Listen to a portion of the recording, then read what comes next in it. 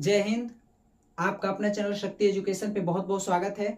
तो आइए आज हम देखते हैं टीजीटी एग्जाम के लिए जो बिहार में टीआरई 3 कल से होने वाला है या 4 जो आने वाला है या यूपी टीजीटी हो, उसमें हिंदी साहित्य से जो प्रश्न पूछे जाते हैं। तो इसमें हम देखेंगे कि आदिकाल का प्रथम कवि कौन सा विद्वान किसको माना है और किसका सर्वमान्य मत है जो सभी ने स्वीकार किया है। तो अगर आप इसका पहला वीडियो नहीं देखे हैं तो चैनल के डिस्क्रिप्शन में आदिकाल का पहला क्लास हमने डाल रखा है बिल्कुल फ्री, और ये दूसरी क्लास है हमारी। तो आइए आज देखते हैं कि यहाँ पर विभिन्न विद्वानों के अनुसार आदिकाल के पहला कवि किसको इन्होंने माना है और सर्वमान्य मत किसका है। तो सबसे पहले हम देखते हैं कि शुक्ल के अनुसार, तो शुक्ल के अनुसार सबसे पहले कवि कौन है। तो शुक्ल के अनुसार देखा जाए तो इन्होंने मुंज एवं भोज को माना है। किसको माना है? मुंज एवं भोज को पहला कवि माना है आदिकाल का। अब यहाँ पर देखते हैं चंद्रधर शर्मा गुलेरी, तो इन्होंने भी मुंज को माना है, इन्होंने भी मुंज को पहला कवि माना है। आगे देखते हैं ठाकुर शिव सिंह सेंगर, तो ठाकुर शिव सिंह सेंगर का जो शिव सिंह सरोज, इन्होंने हिंदी साहित्य की रचना भी लिखी है। तो याद रखेंगे कि शिव सिंह सरोज किसकी रचना है, तो शिव सिंह सेंगर की है। इन्होंने हिंदी में पहला कवि किसको माना है, तो इन्होंने पुष्प एवं पुंड्र को माना है। इन्होंने किसको माना है, तो पुष्प एवं पुंड्र को माना है। तो ये आदिकाल का पहला कवि इनको मानते हैं। मिश्र बंधुओं ने भी पुष्प को माना है। मिश्र बंधु ने किसको माना है, तो पुष्प को ही अपना पहला कवि आदिकाल का माना है। राहुल संकृत्यायन मोस्ट इंपॉर्टेंट, तो राहुल संकृत्यायन जो है इस पहला कवि सरहपा को मानते हैं। यहाँ पर हमने दूसरे पेन से यहाँ पर लिख दिया है सरहपा या सरोज, सरहपाद भी कहते हैं इनको। राहुल भद्र के नाम से भी जाना जाता है। तो ये सरहपा को माने हैं जो आदिकाल का पहला कवि है, और यही सर्वमान्य मत है। यही क्या है, तो यही सर्वमान्य मत है कि इन्होंने जो पहला कवि माना है सरहपा को, तो आदिकाल का पहला कवि सरहपा को ही माना जाता है, यही सर्वमान्य मत है। आचार्य हजारी प्रसाद द्विवेदी, कई बार पूछा गया है कि इन्होंने पहला कवि आदिकाल का किसको माना है। तो इन्होंने आचार्य हजारी प्रसाद द्विवेदी ने पहला कवि अब्दुल रहमान को माना है। किसको माना है? अब्दुल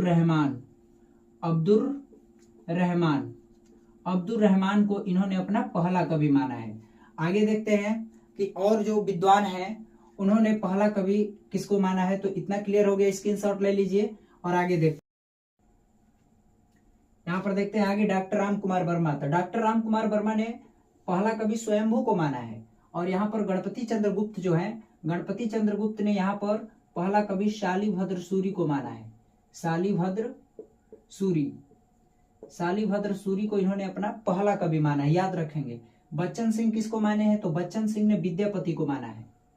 बच्चन सिंह ने विद्यापति